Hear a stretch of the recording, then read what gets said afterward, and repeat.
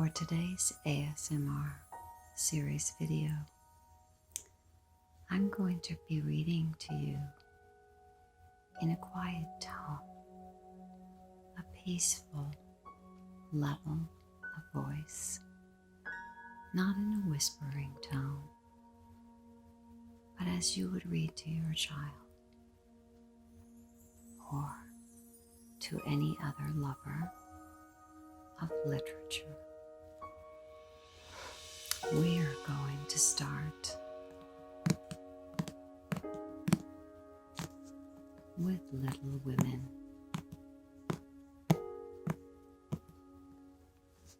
I'm only going to be reading a few pages so that you can tell me if you like this tone of voice,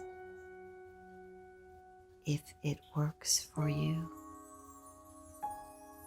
and if the rocking chair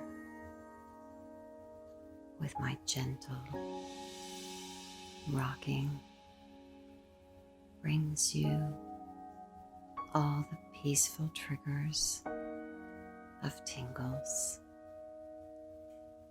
and those moments before your eyes drop, your lids lower, and you drift off to sleep.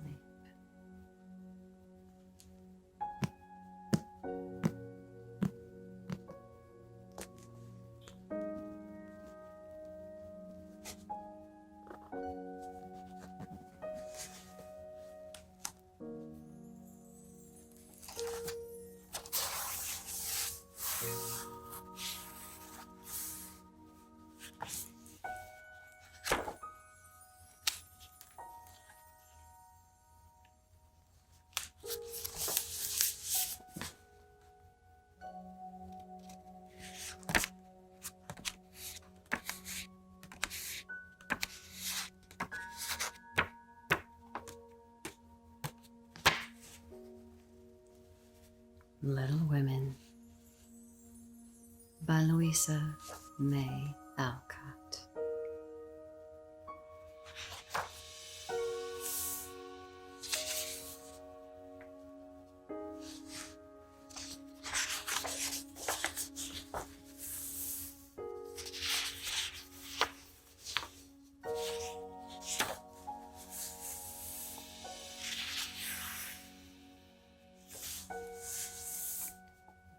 Chapter 1. Playing Pilgrims. Christmas won't be Christmas without any presents, grumbled Joe, lying on the rug.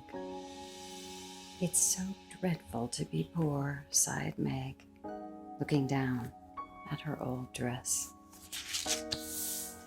I don't think it's fair for some girls to have plenty of pretty things and other girls nothing at all, added little Amy with an injured sniff.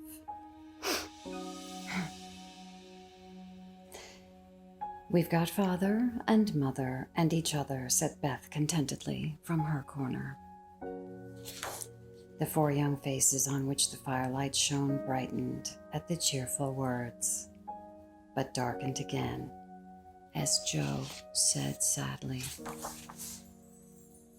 We haven't got father, and shall not have him for a long time. She didn't say, perhaps never. But each silently added it, thinking of father far away where the fighting was. Nobody spoke for a minute, and then Meg said in an altered tone, You know, the reason Mother proposed not having any presents this Christmas was because it was going to be a hard winter for everyone, and she thinks we ought not to spend money for pleasure when our men are suffering so in the army. We can't do much, but we can make our little sacrifices and ought to do it gladly. But I'm afraid I don't. And Meg shook her head as she thought regretfully of all the little pretty things that she wanted. But I don't think the little we should spend would do any good. We've each got $1, and the army wouldn't be much helped by giving that. I agree not to expect anything from Mother or you, but I do want to buy Undine and Sintram for myself. I've wanted it for so long, said Joe, who was a bookworm. I have planned to spend mine in new music, said Beth with a little sigh, which no one heard but the hearth brush and kettle holder. I shall get a nice box of Faber's drawing pencils. I really need them. Mother didn't say anything about our money, and she won't wish us to give up everything. Let's each buy what we want and have a little fun. I'm sure we work hard enough to earn it, cried Jo, examining the heels of her shoes in a gentlemanly manner. I know I do, teaching these tiresome children nearly all day when I'm longing to enjoy myself at home, began Meg in the complaining tone again. You don't have half such a hard time as I do, said Jo.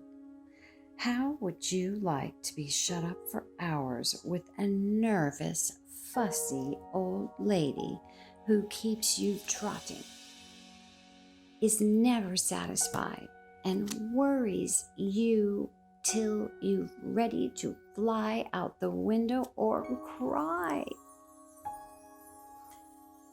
It's naughty to fret, but I do think washing dishes and keeping things tidy is the worst work in the world. It makes me cross, and my hands get so stiff I can't practice well at all, said Beth, looking at her rough hands with a sigh that anyone could hear that time. I don't believe any of you suffer as I do, cried Amy, for you don't have to go to school with impertinent girls who plague you as if you don't know your lessons and laugh at your dresses and label your father if he isn't rich and insult you when your nose isn't nice. If you mean libel, I'd say so, and not talk about labels as if Papa was a pickle bottle, advised Jo, laughing. I know what I mean, and you needn't be satirical about it. It's proper to use good words and improve your vocabulary, returned Amy with dignity. Don't peck at one another, children.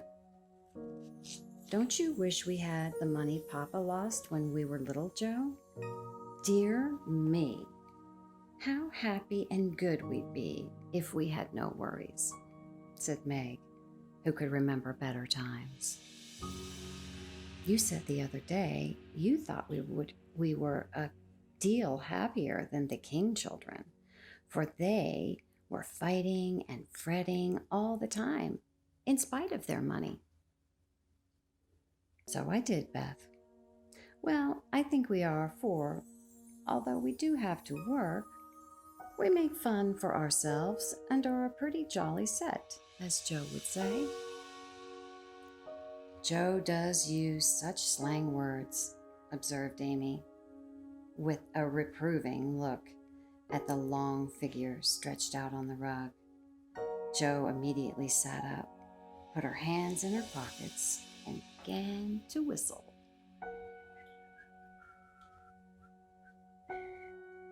Don't, Jo. It's so boyish. That's why I do it.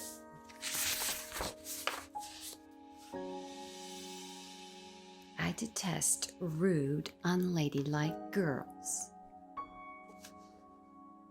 I hate affected, niminy-piminy chits. Birds in their little nests agree, sang Beth, the peacemaker, with such a funny face that both sharp voices softened to a laugh, and the pecking ended for that time. Really, girls, you're both to be blamed, said Meg, beginning to lecture in her elderly sister fashion. You're old enough to leave off boyish tricks and to behave better, Josephine. It didn't matter so much when you were a little girl, but now you're so tall and turn up your hair, you should remember that you are a young lady. I'm not. And if turning up my hair makes me one, I'll wear it in 2 tails till I am 20. Cried Jo, pulling off her net and shaking down a chestnut mane.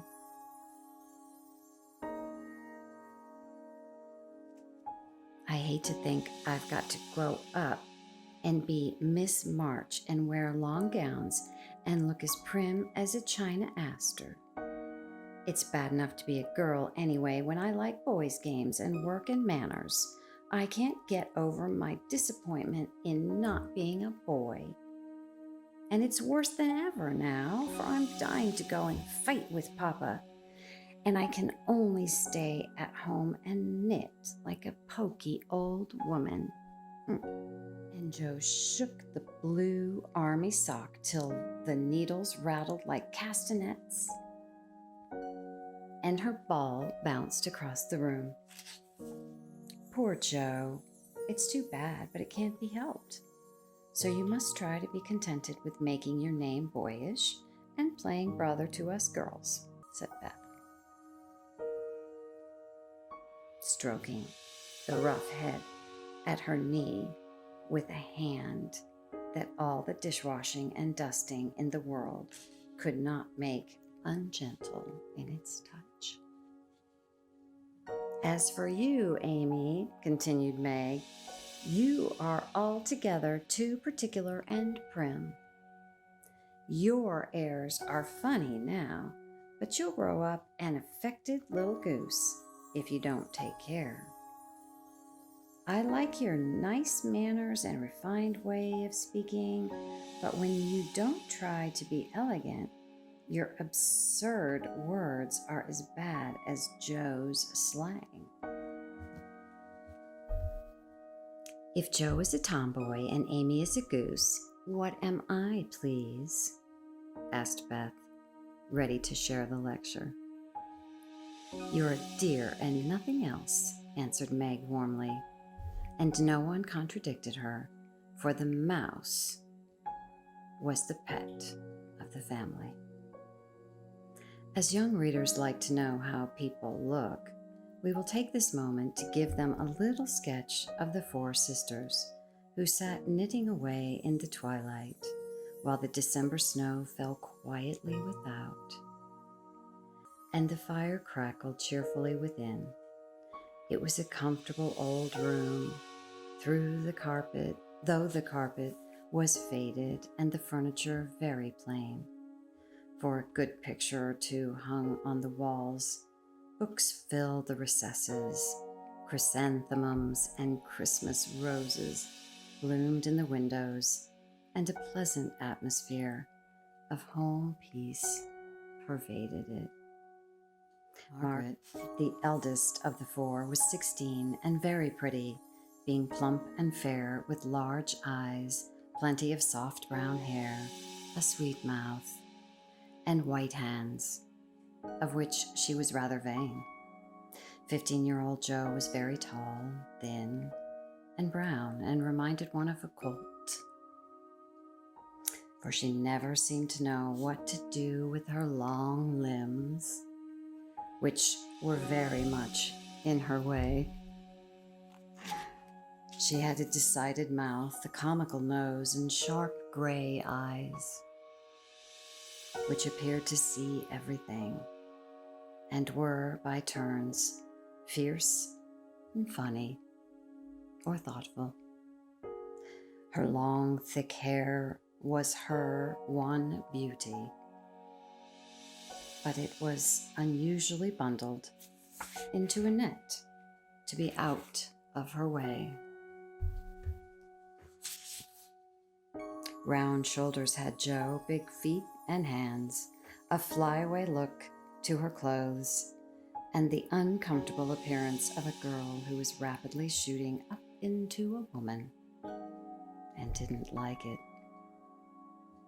Elizabeth, or Beth, as everyone called her, was a rosy, smooth-haired, bright-eyed girl of 13, with a shy manner, a timid voice, and a peaceful expression, which was seldom disturbed.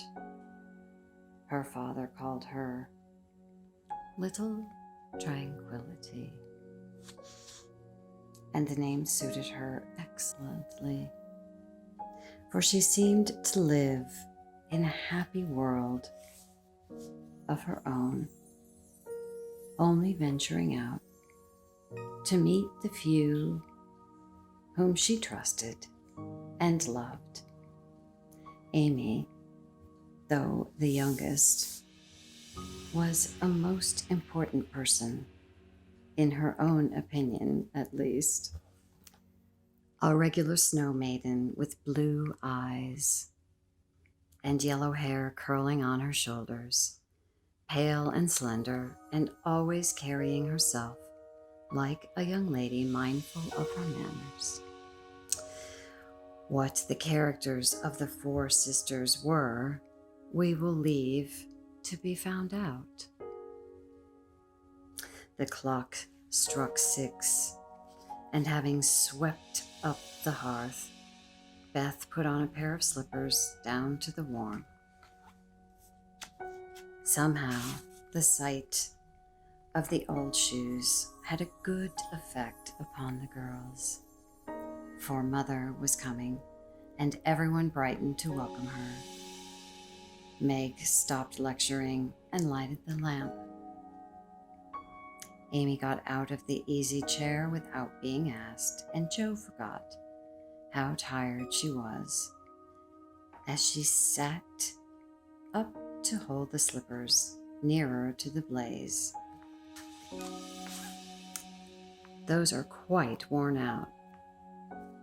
Marmee must have a new pair. I thought I'd get her some with my $1, said Beth. No, I shall, said Amy. I'm the oldest, began Beth. But Jo cut in with a decided, I'm the man of the family now Papa is away, and I shall provide the slippers, for he told me to take special care of Mother while he was gone. I'll tell you what we'll do, said Beth. Let's each get her something for Christmas and not get anything for ourselves. That's like you, dear. What will we get? Exclaimed Jo. Everyone thought solemnly for a moment. Then Meg answered, as if the idea was suggested by the sight of her own pretty hands.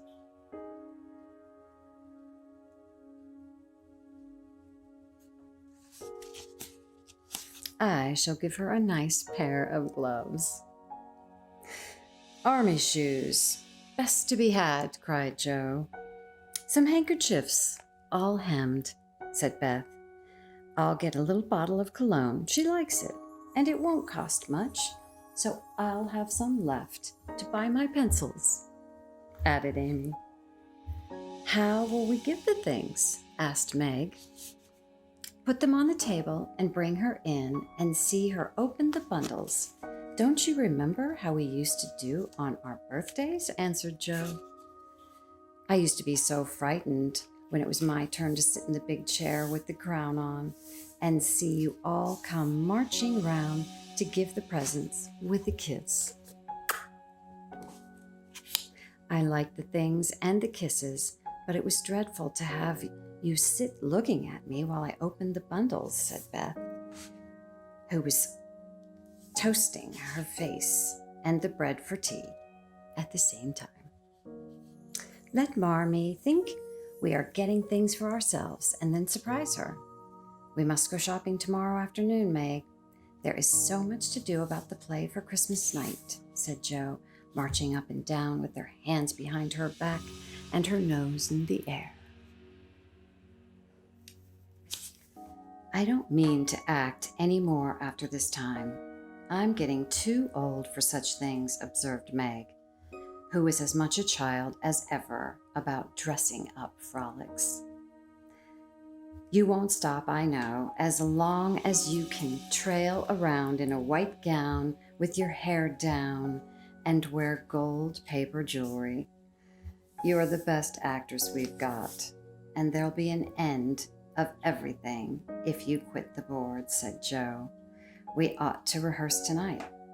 Come here, Amy, and do the fainting scene, for you are as stiff as a poker in that. I can't help it. I never saw anyone faint, and I don't choose to make myself all black and blue, tumbling flat as you do. If I can go down easily, I'll drop. If I can't, I shall fall into a chair and be graceful. I don't care if Hugo does come at me with a pistol, returned Amy, who was not gifted with domestic power, but was chosen because she was small enough to be borne out shrieking by a villain of the piece. Do it this way. Clasp your hands so and stagger across the room, crying frantically, Rodrigo, save me, save me. And away went Jo with a melodramatic scream, which was truly thrilling.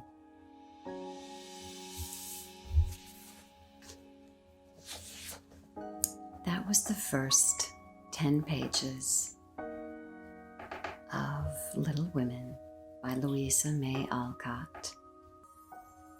If you'd like me to continue to read to you from Little Women, please let me know in the comments below. If you prefer for me to read in a whispered tone, I can certainly keep doing that for you. This is my channel, but you are my subscribers, and you are my audience and my community. So please, as you have been doing lately, let me know in the comments below what you'd like to see.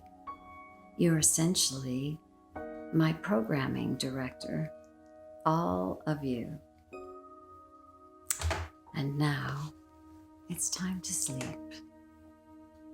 Lower your eyelids, let them drop heavy. Let your eyelids drop heavy. Deepen your breath in, your lungs fill and out, pushing all of the negative thoughts of the day out. Give them to God. Breathe in and breathe out. Let your body fall into the mattress. Let the mattress come up over you and embrace you. Let your eyelids become heavy. Sleep. Sleep. Down you go. You're safe and comfortable. Everything is right in the world. you're safe and comfortable. Imagine me rocking you. Maybe I'm rocking you back to sleep. Maybe it's the wee hours of the morning and you can't get back to sleep. And maybe I'm rocking you in this chair while you drift off to have the best dream of the night.